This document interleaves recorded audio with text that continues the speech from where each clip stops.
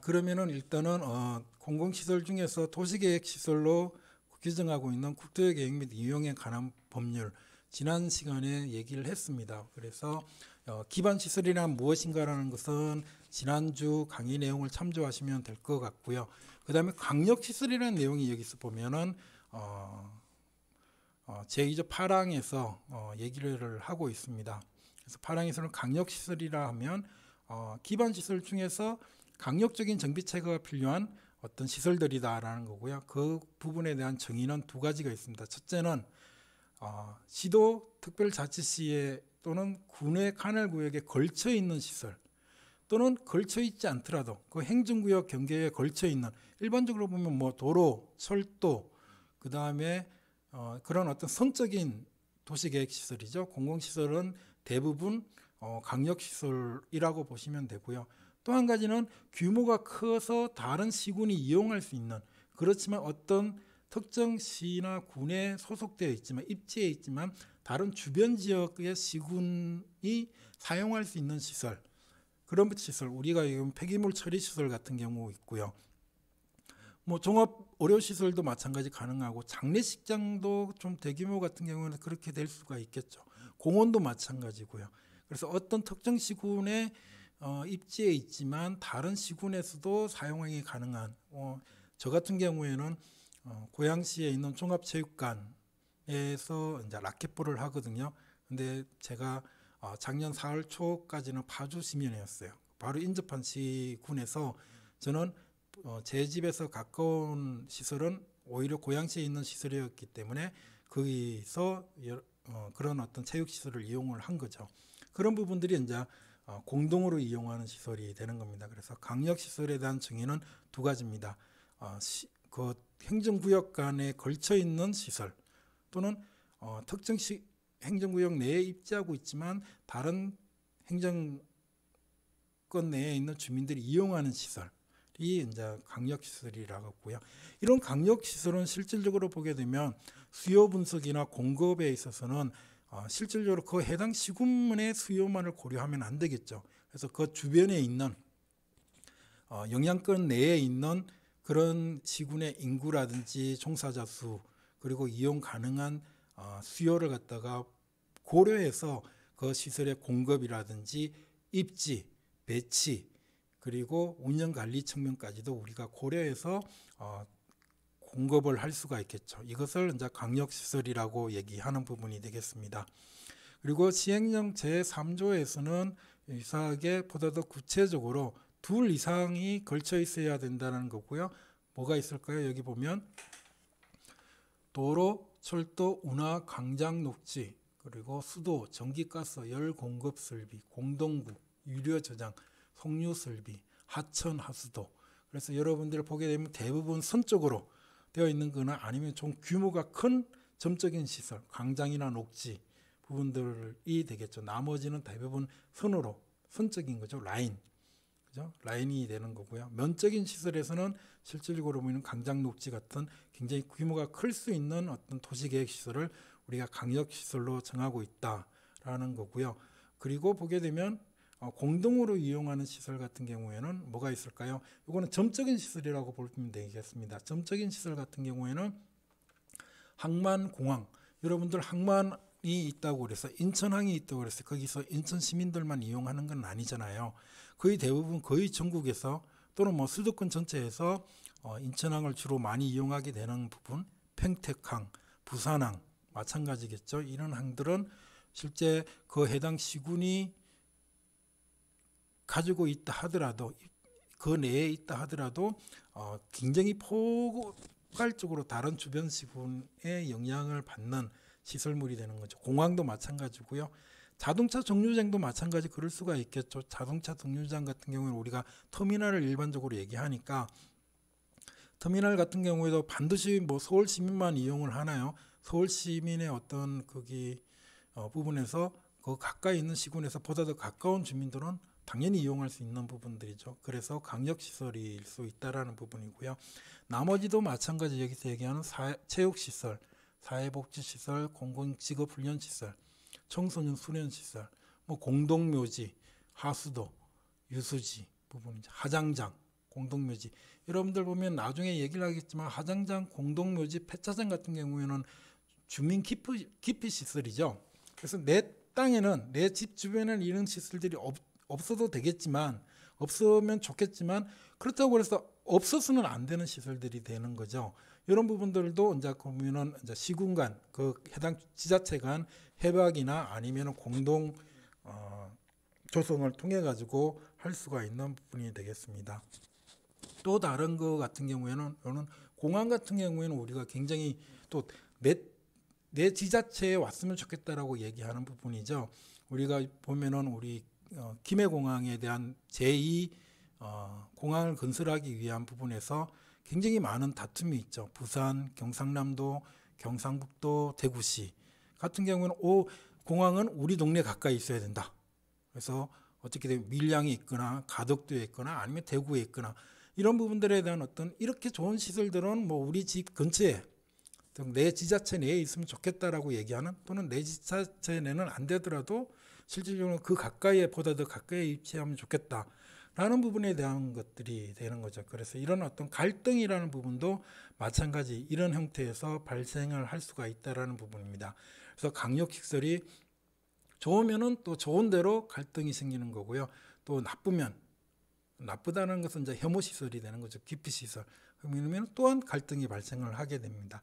님비와 핀피에 대한 얘기를 하는 부분이 되겠습니다. 그래서 우리가 얘기하는 어떤 강력시설에 대한 것들도 얼마만큼 공급할 것이고 얼마만큼의 개수로 그리고 얼마만큼 규모로 어디 지역에 배치를 할 것인가라는 부분은 이 해당 지자체의 결정사항이 아니라 좀 더 넓은 공간적 법령에서 그런 부분들을 결정을 해야 된다는 것을 여기서 얘기를 하고 있습니다. 그리고 공공시설이라고 얘기하는 부분에 대한 것은 일단 기반시설, 강력시설 얘기했고요. 기반시설, 강력시설 얘기했는데 또 여기서는 또 공공시설이라는 얘기를 또 하고 있습니다. 이건 무엇일까요? 공공시설이란 도로, 공원, 철도, 수도 그 밖에 대통령으로 정하는 공공용 시설을 말한다라고 이렇게 또 얘기를 하고 있습니다.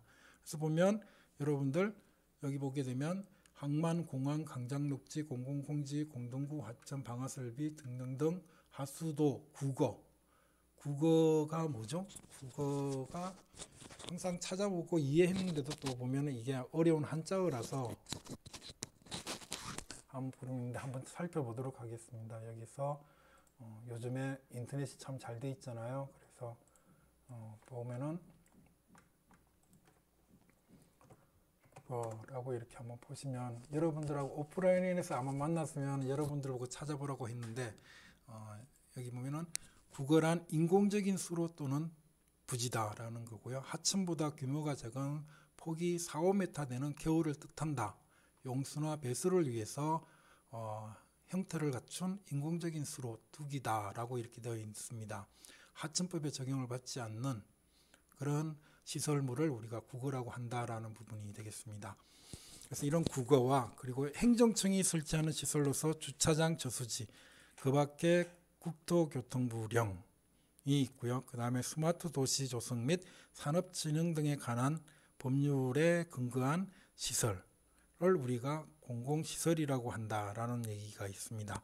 그러면은 스마트 도시에 대한 내용도 한번 살펴보도록 해야 되겠죠. 그러면 스마트 도시 조성 및 산업진흥 등에 관한 법률에 있어서는 이것을 우리가 스마트 도시법이라고 약칭하네요. 도시경제과가 국토교통부, 도시경제과가 전담부서가 되는 거고요.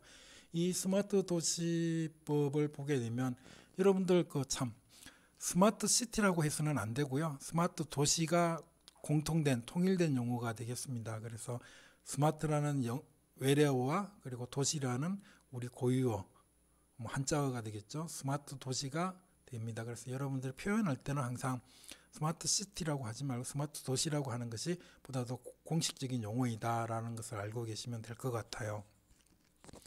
그래서 스마트 도시 관련 법률은 뭐예요? 도시의 경쟁력을 향상시키고 지속 가능한 발전을 촉진함으로 인해서 국민의 삶의 질 향상과 국가 균형 발전 및 국가 경쟁력 강화에 이바지함을 목적으로 한다. 와우, 굉장히 엄청난 다양한 목적을 가지고 있습니다. 도시의 경쟁력 향상, 지속 가능 발전 촉진, 국민의 삶의 질 향상, 국가 균형 발전, 국가 경쟁력 강화, 모든 게 다 있네요. 여기에서는 굉장히 내용이 많이 나와 있고요. 여기 보면 산업진흥회라는 말이 있죠. 그래서 국토교통부 내에서도 도시정책과가 담당하는 게 아니라 도시경제과가 담당해서 경제발전에 대한 내용도, 여기서는 경제발전이라는 표현을 안 썼는데 경쟁력 향상이라는 부분이 있죠. 도시와 국가의 경쟁력 향상과 강화에 이바지하는 것으로 하기 위해서 이 법률이 이렇게 정해졌다라는 거고요. 여기서 보면 스마트 도시란 뭘까요? 여기서 얘기하는 스마트 도시란 아까 거기에 대한 목적에 의해서 건설이나 정보통신기술 등을 융복합해서 건설된 도시 기반 시설을 바탕으로 다양한 도시 서비스를 제공하는 지속가능한 도시다. 말도 참 어렵네요. 어쨌든 스마트 도시가 이렇게 정의되어 있고요. 그리고 이에 따라서 우리가 지금 국가 시범도시로 정해져 가지고 지금 현재 시범 사업으로 되고 있는 것이 세종시에 있는 그 5-2 생활권인가요? 정확하게 그 번호는 기억이 명확하진 않지만 5-2 생활권에서 스마트 도시 시범 사업을 하고 있고요. 그리고 부산에서도 마찬가지 하고 있습니다. 이 두 개 도시에서 스마트 도시, 국가 시범 도시가 지금 시범적으로 이루어지고 있는 상황입니다. 그리고 스마트 도시 서비스란 뭐예요? 어떤 거? 행정, 교통, 복지, 환경, 방제 등 도시의 주요 기능별 정보를 수집한 후 이를 연계해서 제공하는 서비스다라는 거고, 그 서비스는 대통령령으로 정한다라고 되어 있네요. 자, 그러면은 스마트 도시 기반 시설이란 무엇인가라는 부분을 다시 여기서 들어가게 되겠습니다. 보면은 국토계획법에 따른 기반 시설 또는 공공시설에 뭘 적용을 했어요? 건설, 정보, 통신, 융합기술을 제공해서 지능화된 시설을 스마트 도시 기반 시설이라 한다. 그리고 국가정보화 기본법에 의해서 초고속 정보통신망 같은 강대역 통합정보통신망 같은 정보통신망을 우리가 스마트 도시 기반 시설이라 한다. 그리고 스마트 도시 통합운영센터에 대한 내용, 그리고 기술 제공, 정보의 수집 가공, 그리고 폐쇄로 텔레비전, CCTV 같은 시설을 우리가 스마트 도시 기반 시설이라고 한다라고 되어 있습니다. 그러면은 우리가 여기서도 마찬가지 스마트 도시를 한번 찾아볼까요?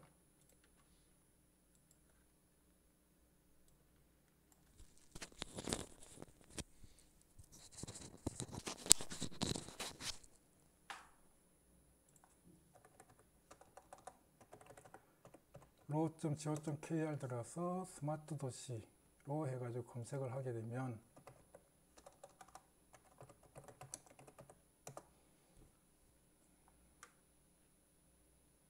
그래서 보면은 스마트 도시 조성 및 산업진흥 등에 관한 법률로 되어 있습니다. 이것을 3단 비교로 한번 해보면은 3단 비교로 해서 이렇게 한번 보시면 이렇게 나와 있습니다. 그래서 보면 스마트 도시 서비스란 행정 요런 내용들을 담고 있고요. 주거까지도 포함이 되어 있네요. 그런 부분들에 대한 대상들이 있습니다. 그리고 여기 보면 스마트 도시 산업 혁신 성장 진흥구역, 스마트 혁신 사업들을 할 수 있도록 되어 있고요. 그리고 스마트 규제 혁신 지구라는 게 또 여기 나와 있네요. 이런 부분들 여러분들 한번 살펴봐 주시면 좋을 것 같습니다. 그 다음에 우리가 또 얘기할 수 있는 법률은 도시 및 주거환경 정비법입니다. 도시 및 주거환경 정비법은 기존에 있는 기성시가지 부분을 좀 더 정비하는 가로 정비도 되고요. 그 다음에 소규모 공간적 단위의 정비를 할 수 있도록 하는 게 도시 및 주거환경 정비법이고요. 담당 부서는 주택정비과가 되겠네요. 보면은 도시의 기능이 회복이 필요하거나 주거 환경이 불량한 지역을 계획적으로 정비하고 노후 불량 건축물을 효율적으로 개량하기 위해서 필요한 사항을 규정하고 이를 통해서 도시 환경을 개선하고 주거 환경의 질을 높이는 데 이바지함을 목적으로 한다라고 되어 있죠. 그래서 이것을 하기 위한 사업들이 이렇게 나와 있습니다. 주거 환경 정비 사업, 주택 재개발 사업, 주택 재건축 사업, 도시 환경 정비 사업, 주거 환경 관리 사업, 가로주택 정비 사업 등이 있습니다. 이런 사업들을 통해 가지고 도시 환경 개선과 주거 환경의 질을 높여주고자 하는 데 있다라는 거고요. 어디에 주거 환경이 불량한 지역이나 도시 기능이 회복이 필요한 지역, 즉 기성시가지죠. 거기에 계획적으로 정비한다라는 부분이 되겠습니다. 그리고 이렇게 하기 위해서 우리가 얘기하고 있는 이런 데 필요한 이러한 사업들에 필요한 정비 기반 시설이란 무엇인가 라는 것을 우리가 살펴볼 필요가 있겠습니다. 보게 되면 정비 기반 시설 같은 경우에는 도로, 상하수도, 공원, 공용주차장, 공동구 이런 국토계획법에 의한 시설 그리고 그 밖에 주민의 생활에 필요한 가스 등의 공급시설로서 대통령령이 정하는 시설을 말한다. 그럼 대통령령이 정하는 시설이라 하면 시행령이 되겠죠. 그래서 정비 기반 시설은 위에 있는 것 플러스 녹지, 하천, 공공공지, 광장, 소방용수시설, 비상대피시설, 가스 공급시설 등이 있고요. 그 다음에 또 여기 보게 되면 공동이용시설이라는 게 있네요. 주거 환경 정비 사업을 위해서 위에 있는 것들은 우리가 알고 있었던 어떤 도시계획시설의 일부분을 여기서 얘기하는 거고요. 그 다음에는 여기 보게 되면 공동이용시설에 대한 규정도 있습니다. 그래서 공동이용시설이란 무엇인가라는 부분에서는 놀이터, 마을회관, 공동작업장 등을 얘기하는 거고요. 이 공동이용시설은 도시계획시설보다는 규모가 작지만 주민들이 공동으로 이용할 수 있는 소규모의 시설들 그리고 공동체 회복이나 어떤 반드시 필요한 시설들을 갖다 여기서 담아내고 있는 거고요. 그거 외에도 여기서 얘기하는 부분은 공동으로 사용하는 구판장, 세탁장, 화장실 및 수도 뭐 화장실 같은 게 없겠냐라고 이렇게 얘기할 수가 있겠지만 옛날 우리가 조금 더 한 20-30년 전에는 실질적으로 이 공동 화장실이 없는 집들도 꽤 있었어요. 그래서 이런 부분들도 우리가 구비 공동이용시설이라고 정의하고 있고요. 그리고 타가소, 어린이집, 경로당 등의 노유자 시설이라고 되어 있습니다. 그리고 혹시라도 정말 필요하다고 그러면 유사한 용도로서 시도 조례로서 시군 자치단체가 따로 이 조례로서 정하게 되면 공동이용시설로 도시 및 주거환경정비법에 의한 사업들에서 우리가 구축, 설치가 가능하다라는 것을 얘기할 수가 있겠습니다. 그 다음에 도시재정비 촉진을 위한 특별법인데요. 도시재정비 촉진을 위한 특별법은 우리가 도시재정법이라고 이렇게 약칭하고 있네요. 주택정비과에서 담당을 하고 있고요. 실질적으로 이 도시재정비 촉진을 위한 특별법이 탄생하게 된 계기는 강남북, 서울의 강남북 균형 발전을 위해서 이명박 전 대통령이 서울시장으로 있을 때 만들기 위해서 추진한 사업들을 중앙정부가 받아서 이 특별법으로 만들었습니다. 그래서 조금은 앞에서 얘기한 그 도시 및 주거환경정비법에 의해서는 좀 소규모 단위이고요. 이것을 하게 되니까 실질적으로는 그 소규모 단위로 환경정비나 주거정비를 하게 되니까 주거환경정비나 가로정비를 하게 되니까 실질적으로는 좀 강력적인 어떤 기반시설에 대한 공급이나 대규모로 어떻게 해서 어떤 규모의 경제를 달성하기 어려운 그런 시설들에 대한 설치가 불가능했다는 측면이죠. 그래서 이런 걸 통해서 그 지역의 어떤 일정 큰 규모의 어느 정도 큰 규모의 그런 어떤 경제 발전, 기능 회복의 목표를 두고 있는 겁니다. 그래서 도시 및 주거환경정비법과 도시재정비법을 보게 되면 조금 더 규모가 크다라는 부분, 또 한편으로는 또 경제 발전이라는 것도 경제적 기능을 좀 더 강조를 하고 있다는 점을 갖다가 알고 계시면 될 것 같습니다. 그래서 이 법의 목적을 보게 되면 마찬가지로 낙후된 지역에 대해서 주거 환경의 개선뿐만 아니라 뭐가 들어가요? 기반 시설의 확충, 그리고 도시 기능의 회복을 위한 사업을 강력적으로 계획하고 체계적 효율적으로 추진하기 위해서 정하는 사항이고요. 도시의 균형 있는 발전을 도모하고 국민의 삶의 질 향상에 기함을 목적으로 한다라고 되어 있는 거죠. 그래서 이렇게 해서 그 법이 만들어졌고요. 그리고 그 부분이 이제 재정비 촉진지구, 이것을 달성하기 위한 것은 지구 설정과 그리고 사업을 통해서 이루어지도록 수단을 갖다가 제공을 하고 있습니다. 재정비 촉진지구는 주거지형, 중심지형, 고밀복합형 재정비 촉진지구 유형으로 나눌 수가 있고요. 촉진 사업 같은 경우에는 이제 도시 및 주거환경 정비법에 따른 6개 사업들도 포함이 되고요. 도시개발법에 의한 도시개발 사업도 도시재정비 촉진 사업으로 실행할 수가 있습니다. 그리고 전통시장법에 의해서 시장정비 사업이라든지 아니면 도시계획시설 사업도 여기에서는 재정비 촉진 사업의 유형에 속한다라는 부분을 볼 수가 있습니다. 이렇게 사용되어지는 각각의 개별에 의한 법률들을 이 특별법에 의하게 되면 뭐예요? 보다 더 강력적으로 계획하고 체계적으로 추진할 수 있는 부분들이고요. 기반시설 확충이나 또는 경제발전, 도시기능 회복을 위해서 우리가 추진을 할 수 있다라는 부분을 얘기하고 있습니다. 이런 도시재정비 촉진 사업에서 얘기하는 기반시설은 국토의 계획 및 이용에 관한 법률 제2조 6호에 따른 시설을 말한다라고 정의를 하고 있습니다. 그리고 도시재생법, 가장 최근에 만들어진 스마트 도시법은 그 뒤에 또 만들어진 거고, 원래 스마트 도시법 이전에는 우리가 유비쿼터스 법률이라고 그랬습니다. 유비쿼터스 법률에서 이제 스마트 도시로 바뀐 거고요. 그러면서 이제 산업진흥에 대한 내용도 굉장히 많이 더 포괄되어진 거고, 도시재생법은 실질적으로 보게 되면 도시재정비 촉진을 위한 법률과 그리고 도시 및 주거환경 정비법으로 하기에는 힘든 그런 어떤 소프트웨어적인, 앞에서 있는 법률들은 대부분 하드웨어적인 그런 물리적 시설 정비 위주로 되어 있는 거고요. 도시재생법은 물론 그런 내용들도 포함되지만 좀 소프트웨어적인 기법들이 적용될 수 있게끔 만든 법률이 도시재생법이 되겠습니다. 그래서 도시재생법에 의해서 진행되는 법률은 우리가 도시재생 기반시설이라고 한다라는 거고요.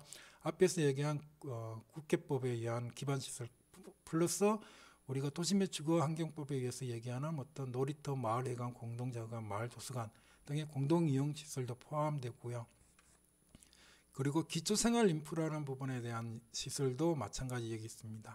그래서 거기서 보면 3조에서 공동이용시설의 종류는 주민의 복지증진을 위한 시설, 그리고 공동으로 사용할 수 있는 시설들, 그리고 아이돌봄 서비스 및 노인복지시설, 그리고 정보교류 및 의사소통을 위한 시설 등이 있고요. 그 다음에 또 거기에서 추가적으로 필요하다 그러면은 언급되어 있지 않으면 시도조례로서, 시군구 조례로서 정할 수 있도록 하고 있습니다. 이렇게 공동시설에 대한 내용이 되겠습니다. 여기서 보면은 이런 것들도 정보교류 및 의사소통을 위한 시설이 재생법에서는 여기 포함이 되어 있습니다. 좀 더 소프트웨어적인 그런 시설이라고 볼 수가 있는 내용이 있습니다.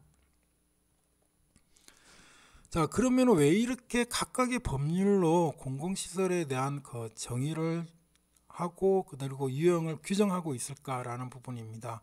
일단은 기본시설이라고 우리가 통칭할 수 있는 그런 공공시설은 우리가 살펴보면 도시계획시설, 기반시설, 강력시설, 공공시설, 정비기반시설, 공동이용시설 등등이 있거든요. 그래서 이런 어떤 부분들에 대해서 정의를 하면서 왜 따로 정의하고 규정하고 있을까라는 부분은 그 법이 제정하고 있는 목적에 의해서 거기에 맞는 보다 더 필요한 그런 기반시설이나 공동이용시설을 규정을 하고 그리고 규모 등을 갖다가 규정하는 부분이기 때문에 이렇게 따로 규정을 하고 있다라는 부분입니다. 만약에 따로 규정할 필요가 없다 그러면 어떻게 법에서 정의를 하느냐 하면 다음과 같이 국토의 계획 및 이용에 관한 법률에 따른 기반시설을 준한다 라고 이렇게 해버리면 되는 거죠. 그거 외에 또 추가적으로 필요한 것들은 이런 시설들이다, 공동이용시설들이다 라는 부분, 우리가 도시재생이라는 게 커뮤니티 회복과 그리고 그런 어떤 공동체 의식 함량이 굉장히 중요한 주제이잖아요. 그렇기 때문에 그런 어떤 공동이용시설이라는 부분도 또 추가적으로 강조하고 있는 내용이 되겠습니다. 그래서 그 법이 정하고 있는 목적, 그죠? 국토의 계획 및 이용에 관한 법률은 뭐예요? 공공복리적인가 그리고 삶의 질 향상을 위해서 일반적인 시설을 갖다가 포괄적으로 정의를 하고 있는 거고요. 도시 및 주거환경 정비법은 좀 소규모의 기성시가지에 큰 돈을 들이지 않고 점진적으로 개선할 수 있는 그런 환경 개선 사업이기 때문에 좀 더 소규모 단위의 그리고 그런 부분들이 이제 되는 부분이고, 도시재정비 촉진법 같은 경우는 이제 좀 더 강력적으로 하기 때문에 거기에 대해서 더 추가적으로 더 크게 바라보는 거고요. 도시재생법에 대한 것들도 마찬가지 그런 부분들 각 법에서 정하고 있는 그 법이 속이 달성하고자 하는 목적에 필요한 기반 시설을 따로 정함으로 인해 가지고 보다 더 효율적으로 효과적으로 달성하기 위한 것이라고 볼 수가 있겠습니다. 자, 그 다음에 공공시설의 개념의 차이 부분에서는 우리가 여기 써 있습니다. 그래서 도시계획시설 같은 경우에는 이렇게 해서 도시관리계획으로 결정된 시설만을 도시계획시설로 정의한다라는 부분이 되겠고요. 그리고 공공재적인 성격을 가진 시설 같은 경우는 이렇게 보면은 총 286개가 되는 정말로 많은 부분, 공공시설, 공공용시설, 공용시설, 공동시설, 공익시설, 기반시설, 간전시설 또는 광역시설, 그죠? 그리고 스마트 도시 기반 시설, 이런 굉장히 많은 어떤 공공재적인 성격에 대한 시설이 각각의 법률에 의해서 규정하고 있는데 그 종류의 수가 그때 2007년의 기준으로 따랐을 때 약 286개나 달한다라는 부분에서는 엄청나게 많은 그런 유형과 정의가 이루어지고 있다는 것을 알 수가 있겠습니다.